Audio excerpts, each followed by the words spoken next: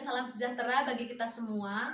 Pertama-tama yang saya hormati Bapak dan Ibu penguji ujian kinerja atau UKIN pada pelaksanaan PPG dalam jabatan kategori 1 tahun 2022. Perkenalkan, nama saya Nelly Febri Trisna, SPD. Saya bekerja di SD Negeri 173372 Siurngak, Kecamatan Paremonangan, Kabupaten Tapanuli Utara, Provinsi Sumatera Utara. Saya adalah mahasiswa PPG dalam jabatan kategori 1 tahun 2022 LPTK Universitas Ahmad Dahlan, Yogyakarta. Di sini saya akan mengajar tema 4 tentang globalisasi, subtema 2 globalisasi dan manfaatnya, kelas 6 pada pembelajaran 1. Yuk saksikan video yang saya buat. Terima kasih. Ya, siapkan kelasnya. Siapkan semua kelasnya. Silakan.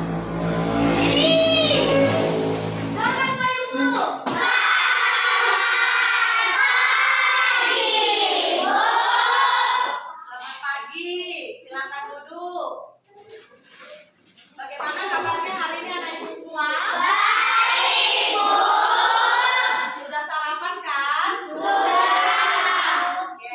Nah, karena kita diberikan kesehatan sehingga hari ini kita datang ke sekolah dengan penuh semangat kembali. Untuk itu, sebelum kita memulai pelajaran, kita patut bersyukur dan berdoa. Siapa di sini yang mau memimpin doa? Ada yang mau? Saya, Bu. Ya, coba kamu ke depan. Sebelum kita belajar, marilah kita berdoa menurut ajaran dan agama kita masing-masing. Berdoa dimulai.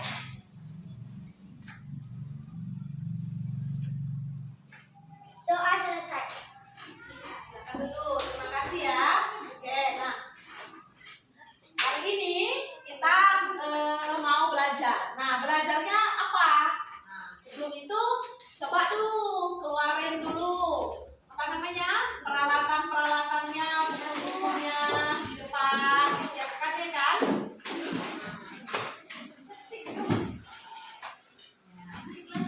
Nah, sambil ibu perhatikan ini ada ya temennya yang tidak hadir. Ada berapa orang nah? Tidak hadir hari ini? Satu. Yang semalam kira-kira siapa ini yang hadir hari ini?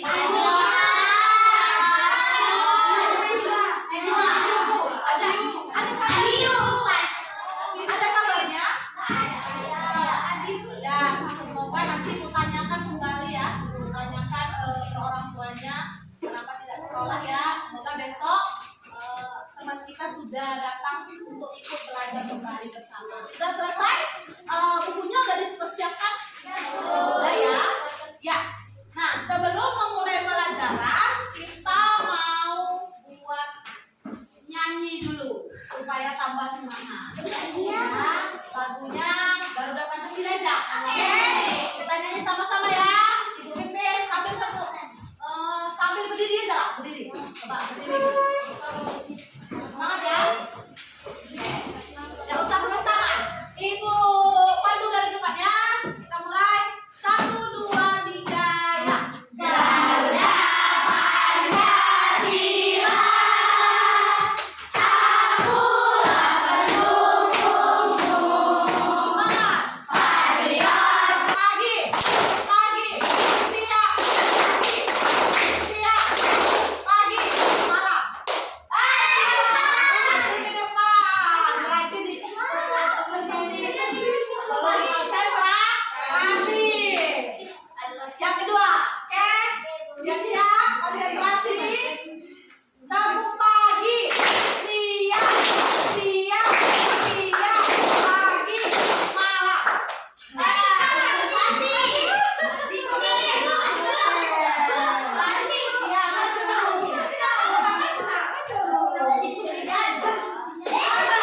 maju dulu. Kemudian, untuk memulai belajar, ibu mau tanya dulu nih, ya. 5 nama benda yang menggunakan ya arus listrik di sekolah. Coba. Ya, 1. lampu, wifi, Ya, printer, ya. sama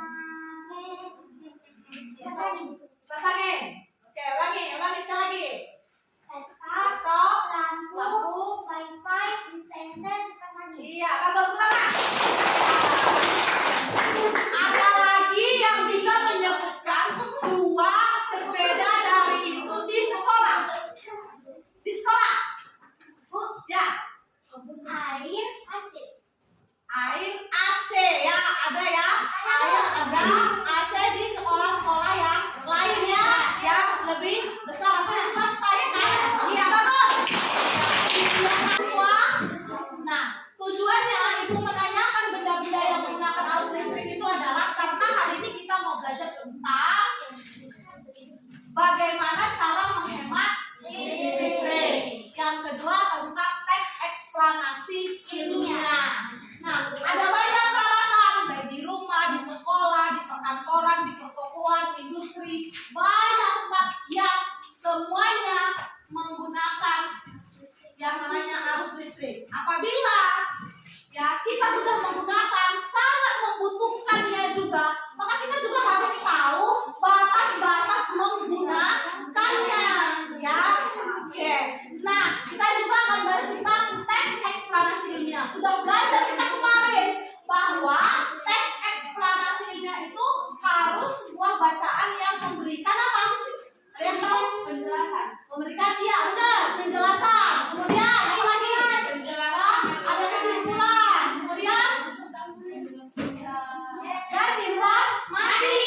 Nah, nanti kita pelajari kembali melalui teks eksplanasi ilmiah yang akan Ibu sampaikan. Oke? Perhatikan di depan. Nah, di depan ini ada Ibu tampilkan PowerPoint ya tentang tema 4 globalisasi. Kita masuk pada sebuah globalisasi dan manfaatnya. Oke, perhatikan. Nah, di depan ada sebuah teks ya. Nah, supaya teksnya ini apa isinya kita lebih paham, maka Ibu mau minta dulu satu orang anak Ibu membacakannya. Suaranya kuat. Ya, ganti-gantian ya. Coba si Mesia baca dulu judul dan paragraf 1. Berdiri boleh. Yang lain dengar. Ya. Iya. Iya judulnya ya, bahasa Indonesia dinilai layak menjadi bahasa ASEAN. Bahasa Indonesia dinilai layak menjadi bahasa ASEAN karena merupakan bahasa dari negara dengan penduduk yang besar. Bahasa Indonesia berasal dari negara dengan penduduk sekitar 250 juta. Seharusnya bisa menjadi bahasa ASEAN. Kata Guru Besar Ustaz Bidang Linguistik Universitas Mataram Profesor Dr. Mahfud MS digelar Bicara Internasionalisasi Bahasa Indonesia di Universitas Negeri Jakarta, Kamis. Oke, bagus. Silakan duduk. Sekarang siapa lagi yang mau baca? Dua. Ada lagi yang mau mulai dulu? Ada? Nah, coba kamu berdiri. Menurut Maksum, bahasa Indonesia memang hanya memiliki 90.000 kosakata tetapi mempunyai strategi gramatikal untuk menciptakan kata baru, sehingga bahasa Indonesia merupakan bahasa yang kayu. Kaya dari kata hati banyak dikembangkan menjadi mata hati, jatuh hati, patah hati dan lainnya, atau dari kata anak berkembang lagi menjadi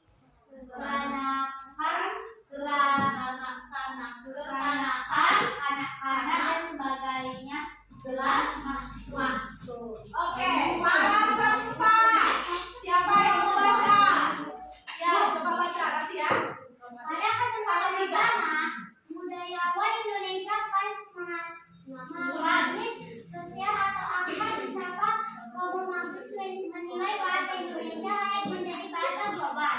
Dalam bahasa Indonesia kita bisa mengungkapkan apa saja, jadi masuk akal kalau bahasa Indonesia diakui di ASEAN. Bahasa Indonesia itu sempurna, tidak kaku dan bisa berkembang ujarnya. Iya, bagus. Siapa tadi yang mau? Ya, coba kamu. Paragraf terakhir. Oleh sebab itu, ia menyayangkan semakin banyak generasi saat ini yang merasa lebih percaya diri menggunakan bahasa Inggris sebagai bahasa utama ketimbang menggunakan bahasa Indonesia. Bagi saya, menyarankan orang Indonesia pakai bahasa Inggris di rumah. Kemampuan bahasa Inggris cukup dipelajari sebagai mungkin sebagai bahasa asing. Saya dukung orang kita bisa bahasa asing, bisa maju. Tetapi kalau bahasa Indonesianya Bahasa Indonesia sebagai bahasa ibu diganti rasanya kosong karena tidak menyentuh ke hati. Jelas umum menimis yang belajar bahasa Indonesia sejak tahun 1962 Ibu. Iya, bagus. Terima kasih ya. Ya, kita kembalikan pada paragraf 1. Udah jelas ya? Di sini tadi menceritakan bahwa katanya bahasa Indonesia itu layak jadi bahasa ASEAN. Tetapi banyak pendapat yang ada beberapa pendapat yang menjelaskan kalau bahasa Inggris juga bisa dipelajari, tetapi tepatnya ya kalau kita itu selaku bangsa Indonesia itu harus juga menyukai dan harus mengetahui bahasa Indonesia. Lucu katanya tadi kan kata profesor itu, kalau kita bangsa Indonesia itu di rumah berbahasa asing atau berbahasa Inggris, lebih kena ke hati dengan bahasa ibu. Bahasa ibu itu maksudnya bahasa keluarga kita itu kan di rumah kan, kalau berbahasa Indonesia. Ini nanti di rumah nih bahasa Inggris dia, ya kan, dengan ayah ibunya mungkin bisa mengerti, tetapi tidak terlalu kena di hati karena bahasa Indonesia itu adalah bahasa yang budaya kita itu sudah melekat dari zaman dahulu, dari ditetapkan bahasa Indonesia sebagai bahasa pemersatu kita. Walaupun sebagian dari kita itu suka memakai bahasa daerah mungkin di rumahnya sebagiannya kan. Nah, jadi itulah dijelaskan si profesor itu ya kan, dia berpendapat. Nah ini ya, ini termasuk daripada teks apa tadi? Eksplanasi. Ya, coba semua teman-teman sama. Kenapa? Karena dia memberikan apa dia di situ? Penjelasan atau informasi yang penting. Iya, dan itu adalah terjadi fakta, fenomena ya kan?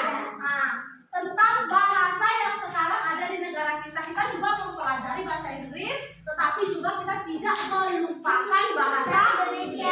Ya. Nah, jadi teks eksplanasi itu, nanti anak ibu itu setelah membaca yang tadi menuliskan berdasarkan slide itu, maksudnya tampilan slide yang ini kan, atau paragraf 1 apa topiknya, lalu yang kedua paragraf 2 apa penjelasnya, paragraf 3 kemudian yang terakhir kesimpulan. Kenapa? Karena teks eksplanasi itu memiliki struktur 3. 1 pernyataan umum,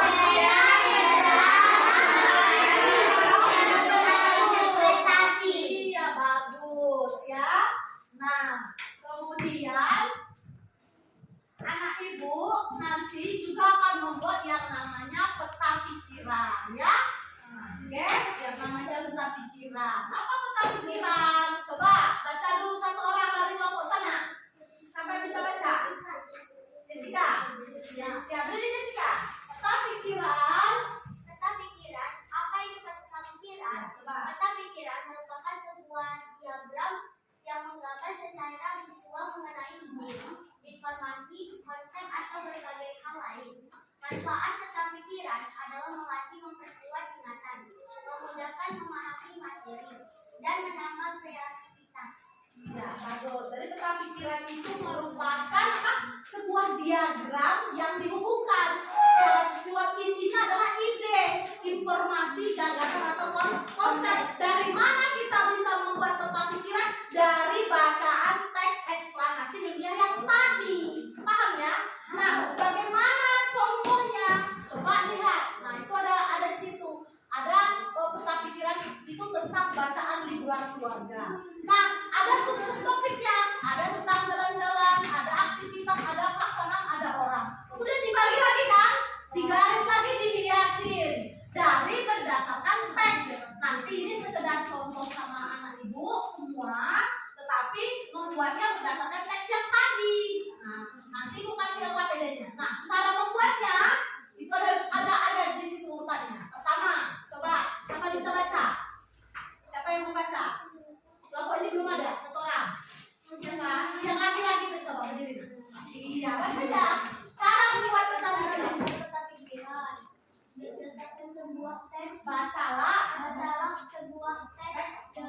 atau dengarkan. Menentukan topik, misalnya Pemanasan global. Iya, kemudian maju aja, maju sedikit. Meletakkan topik, misalnya pemanasan global. Ya, topik misalnya menggunakan arti yang berlebih. ya. Lihat garis buat Dan menghias pikiran. iya, terima kasih ya. Jadi membacakan kembali ya. Pertama baca teks, kemudian tentukan topik, kemudian tentukan sub dan kembangkan subtopik. Lalu membuat garis hubung seperti gambar dan menghiasnya. Itulah cara membuat Pikiran. iya. Nah, dari yang ini, dari teks yang tadi, dari teks tentang bahasa Indonesia dinilai layak menjadi bahasa ASEAN, apa ya kira-kira? Ya, dari teks ini apa ya subtopiknya atau kalimat penjelasnya? Maka itu anak ibu akan menyuruh kalian mengerjakan ini dengan cara berdiskusi kelompok. Sementara ibu bagi kelompoknya dahulu ya. Misalnya nih, ya kita sudah duduk seperti kelompok ya. Oke, yang sana kelompok 1, kelompok 2, kelompok 3, kelompok 4, dan kelompok 5. Nah, nanti ketika mengerjakan LKPD-nya, anak ibu itu semua harus berdiskusi. Ya, ini langsung dikerjakan ketika ibu sudah membagikan LKPD. Silakan, kira-kira perwakilan ketua kelompok boleh berapa?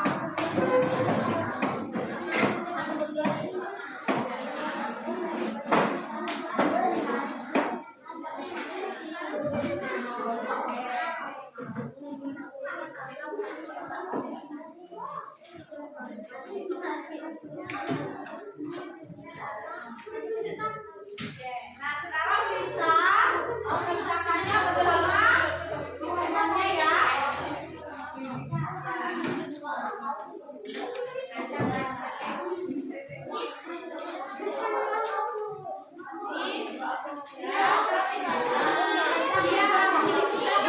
Boleh dibaca dalam hati pada teks yang langsung diisi. Iya, ibu kasih waktunya 5 menit. Apa itu nak?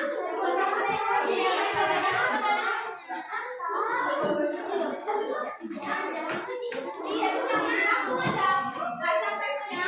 Apa topiknya? Apa yang iya, siapa sudah iya? Diskusi langsung kan? Iya. Udah paham?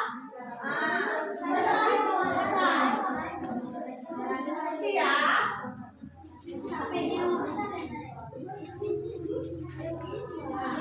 Ini kelompok ini udah paham? Langsung dicoba.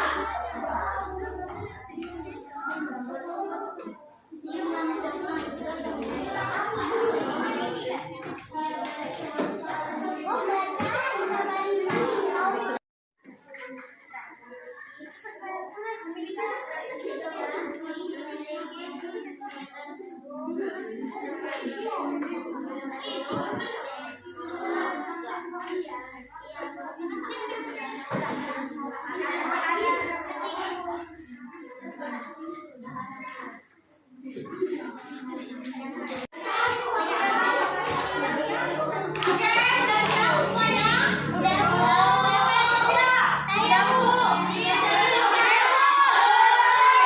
Bagus, turunkan tangannya. Sekarang kelompok mana yang mau terlebih dahulu presentasi? Ya, coba dulu kamu. Satu orang dulu. Ganti-gantian ya. Oke. Ini ya. Yang lain mendengar. Apakah sama pendapatnya atau berbeda? Kalau ada berbeda pendapat, boleh langsung tunjuk tangan. Oke.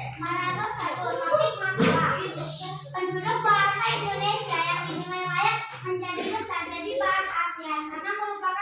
dari negara dengan penduduk yang besar. Ya, yang besar kan sama Bu, kelompok berapa ini kamu?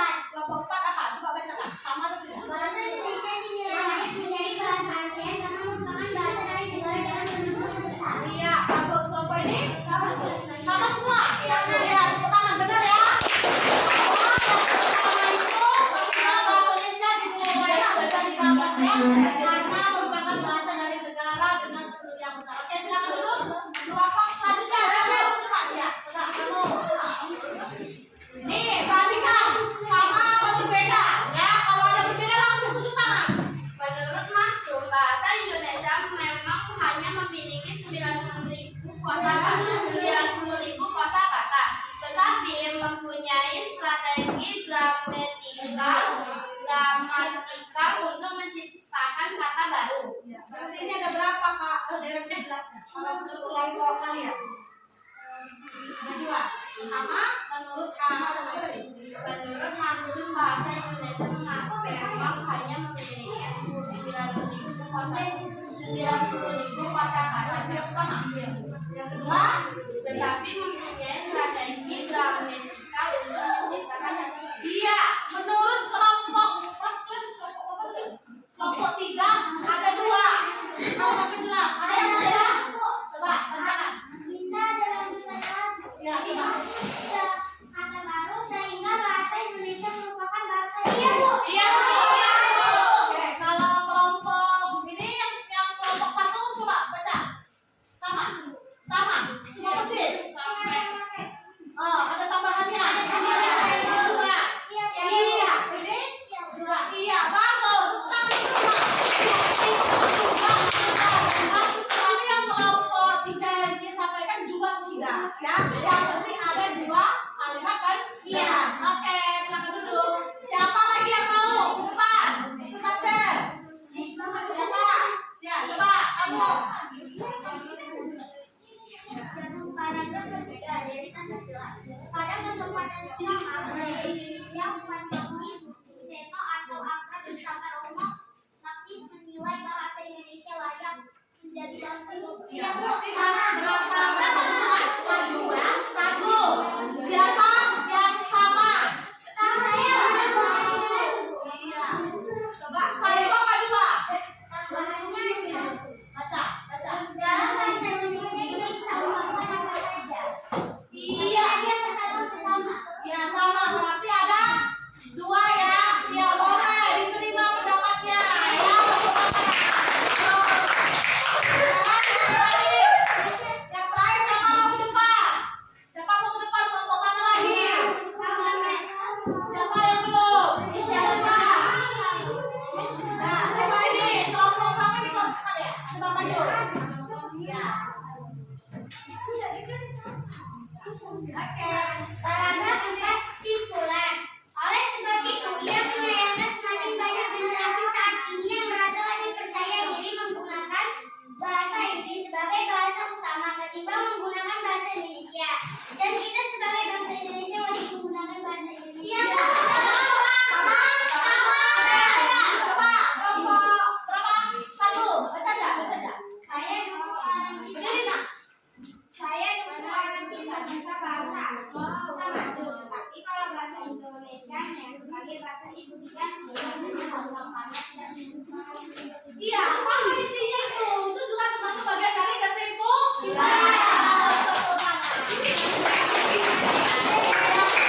Ya, sudah paham ya menentukan daripada subtopiknya ya, subtopik kalimat jelas di kelompok pada teks eksplanasinya. Sekarang persentase tentang pokok pikiran, tentang konsep. Kita pikiran atau tentang konsep sama ya. Oke.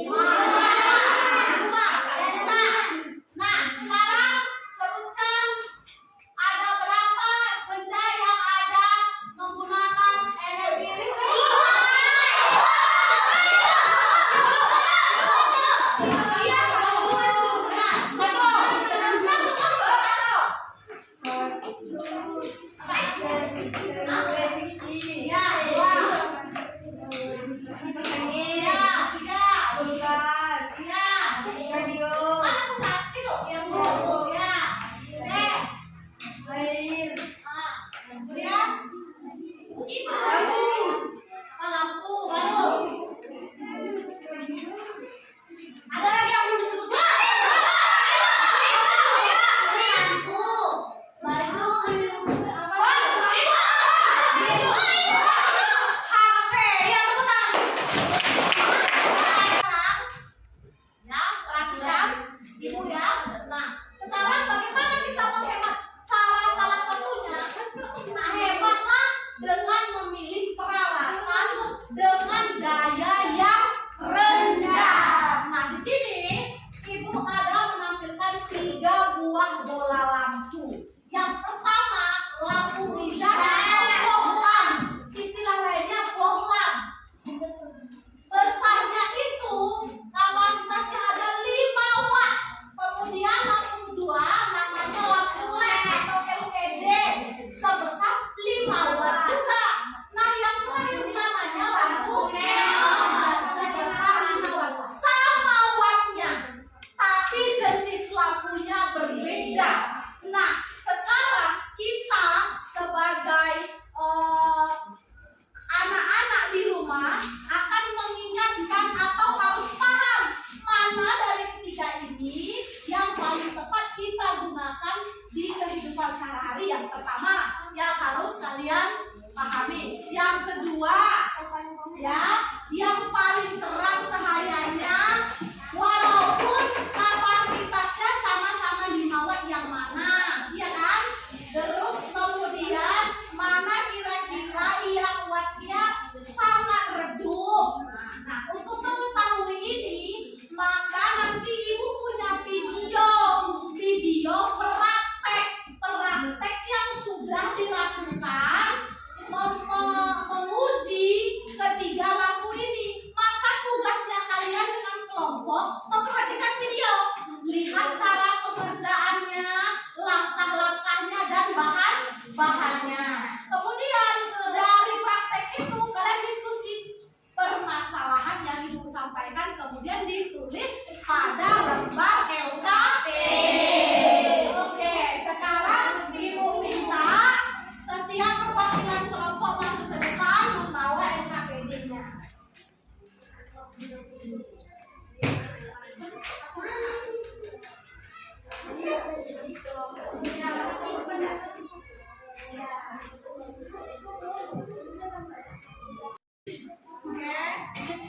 Nah, kita perhatikan selanjutnya. Sambil memperhatikan, sambil menulis hasil pengamatan. Anak hebat, saat ini kebutuhan manusia terhadap listrik semakin meningkat. Setiap orang berhak menggunakan listrik, namun juga memiliki kewajiban untuk memanfaatkan listrik secara bijak. Salah satu cara untuk menghemat listrik adalah dengan menggunakan lampu hemat energi. Ada 3 jenis lampu yang paling banyak beredar di lingkungan sekitar, yaitu lampu pijar atau bohlam, lampu neon atau CFL (Compact Fluorescent Lamp), lampu LED atau Light Emitting Diode. Beberapa satuan dalam listrik, yaitu watt, adalah jumlah daya atau energi yang digunakan oleh alat elektronik termasuk lampu. Disimbolkan dengan huruf W. Semakin besar watt suatu lampu, maka semakin terang cahaya lampu yang dihasilkan. Untuk jenis lampu yang sama ya, misalkan lampu LED 5 watt lebih terang dari lampu LED yang 3 watt. 2 volt adalah satuan listrik untuk menyatakan tegangan listrik. 3 ampere adalah satuan arus listrik. Anak hebat, kita akan melakukan uji coba atau praktikum sederhana untuk mengetahui jenis lampu yang hemat energi. Alat dan bahan yang digunakan, 1 satu buah lampu bohlam atau pijar 5 watt 220 volt. Kemudian satu lampu neon atau CFR 5 watt 220 volt dan satu buah LED 5 watt 220 volt.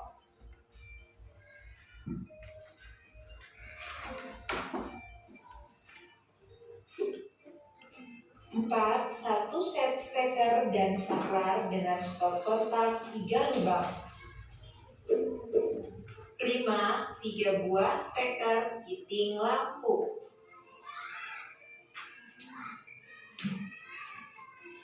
Langkah kerja 1. Pasang lampu pada masing-masing steker heating lampu.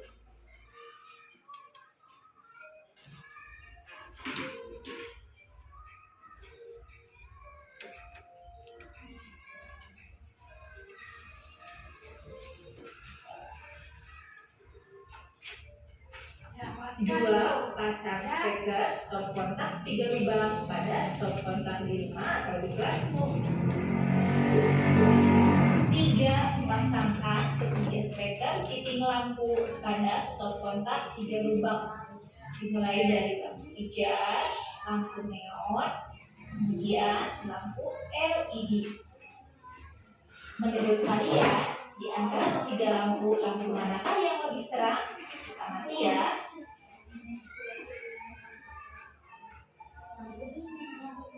Karena jaraknya terlalu dekat, jadi cahayanya saling mempengaruhi. Kita coba satu persatu.